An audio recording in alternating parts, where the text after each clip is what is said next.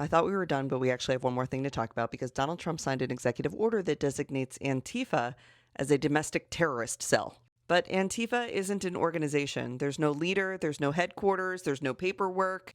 Antifa is an ideology. It stands for anti-fascism. And just as a quick reminder, fascism is a populist political philosophy, movement, or regime that exalts nation and often race above the individual. It is associated with centralized autocratic governments headed by dictators. We fought in 2 world wars thanks to American anti-fascist ideology.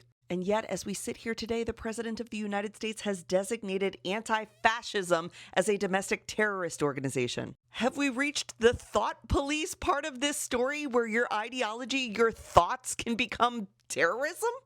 Pat Eddington, who is a fellow at the Libertarian Cato Institute, called this executive order idiotic, but also warned that it is an incredibly dangerous executive order because the people who surround Donald Trump will take it seriously. And they can use this executive order to go after people who espouse ideas that Trump is not in favor of.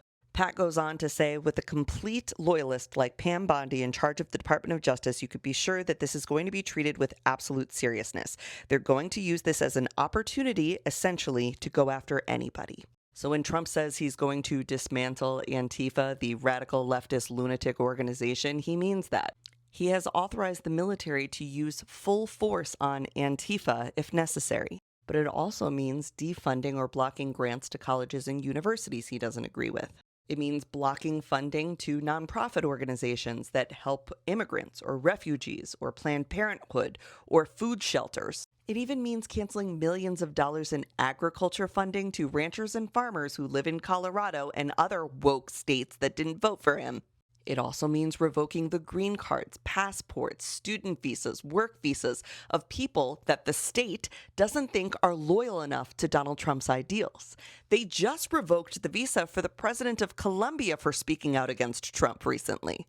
What Trump, heavily influenced by Stephen Miller, is trying to do is silence any and all dissent. He is trying to censor the truth, and he is trying to cloak our daily routines in fear and paranoia.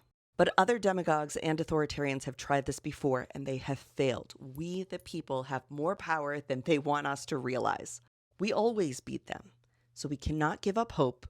We cannot submit to authoritarianism in advance. But we can also not take lightly the fact that there are people in power right now flirting with the idea of prosecuting thought crimes.